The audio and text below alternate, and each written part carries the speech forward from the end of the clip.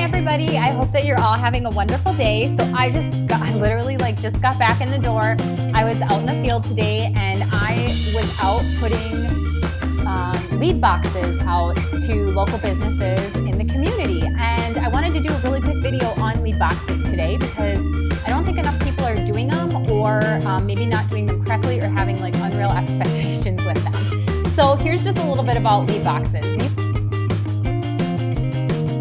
You can do them a variety of ways. You can, Pink Printing has some pre-done signs that you can get and stick on your lead boxes. You can get boxes from any local party store or, craft store or whatever. What I like to do is a little different, and I'll show you in a second. But they're a really great way for you to get leads, right? And leads from people that are voluntarily saying, I want you to call me, versus, when we do referrals, sometimes it's a little bit more of a cold contact versus a warm contact, which is somebody who is well aware of I am putting my name in and I want you to call me. So you usually get a really high percentage off of those leads will book with you. So, like I said, you can go around the community and put these out.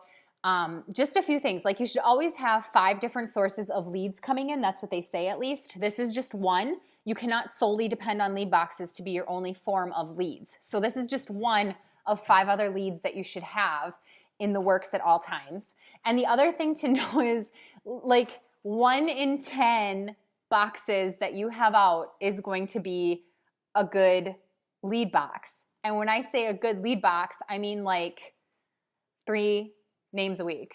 Okay? So don't expect your lead box to be overflowing at every single location, because you're just going to kind of be disappointed, I feel like. Okay? If that happens, right on. But I'm a realist, so I'm just kind of giving you what to expect that way. But that's okay, because you should have 5 other, 5 other avenues of leads coming in, and those 3 people that do want you to contact them, and they'll usually book right away. So the other thing, just to let you know, is how many lead boxes do you put out? 1 is a disaster. Don't do it. You'll be super disappointed, and you'll be like, well, this doesn't work. Well, yeah, you can't just put 1 box out. Come on. 5 is 10 is okay. You might get 1 really good one out of the 10. 20 is magical. So your goal is to always have 20 lead boxes out, and you can kind of rotate them around monthly and check on them weekly is what I do. Okay? So what I do is I don't do the boxes. I do jars. Mason jars are really in. The shabby chic thing is really in. You can get these at a dollar store or wherever, or you might have, check basements. You probably have some in there, or family members will probably have them. What I like to, there's this size, but I really like to use this size. Right here, there's holy water in this one. This isn't one of them, but it's all I had because all my jars are out. I put out 20 today. So I like this size. And then I have 2 different options that you can put on the front. There's this one that says enter to win, and it's an ultimate pampering session and microderm abrasion treatment with a $15 gift card. And then the other one I have that's not in front of me, but I have the PDF for you that I will put below, is a makeover, a free makeover. Okay? So I either have makeover jars out, which is makeup, or I have facial jars out, which is skincare, right? So I might do these and then give that location a break for quite a few months and then come back in with the makeover option or something like that, okay? So I get these printed at a local copy center or whatever and laminated just because they hold up better. And then you just get a piece of 2-sided tape and you stick it on. And this is what it looks like. Obviously, you wouldn't have a lid on. And that's what it looks like. And so that's 1 jar. You want 20 of them. 20. The other thing you need are these little entry forms that I have, and I'll link below. And I would do 15 to 20. Get these printed off, cut them, and just staple them so then people can fill in, rip off, and then get a box of pens. I just got these at a local copy store that was, I think there's 60 of them that were $3. So, because people steal pens, and always bring your pens with you because they'll be gone. They're notoriously gone. So that's just a little bit of the prep side of it. So What you do then is you get those all made up, and I suggest like mapping out where you want to go. Do you want to, where are the businesses that you're going to hit on whatever side of town, and then kind of have like a little route for it. Local businesses are best. Chains aren't always very good because they always have to ask management, like written into their legal, all that type of stuff. Local businesses are wonderful. So I would say coffee shops, tanning salons, local gyms, even local, we did a few like local furniture stores, bridal boutiques, clothing stores, places like that. And one of the best tips that I picked up from another sales director is go to places that people aren't in a hurry, because if they're in a hurry, they're not going to take the time to fill this out. So go to places that people are kind of waiting around a little bit.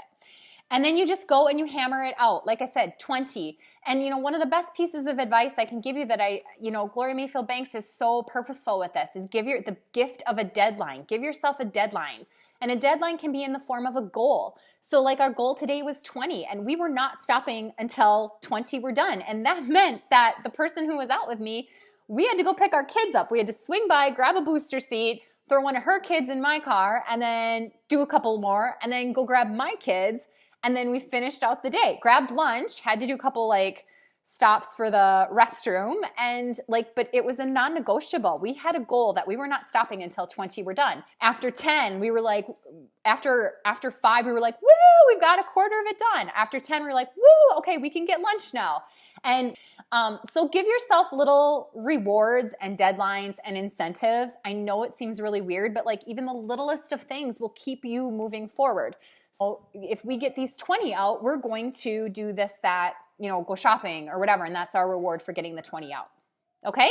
So you have these made up, you have your place mapped, you have your goal of 20, non-negotiable. You might have to, be flexible in your day and make sure you still get them out. And then, what do you say to people? Well, I think just look business professional is what, do not go in sweatpants and a t-shirt, or, I would not suggest that. You are a businesswoman and a business professional. And so you want to go in put together, business professional, looking like somebody that you would want a makeover from, right?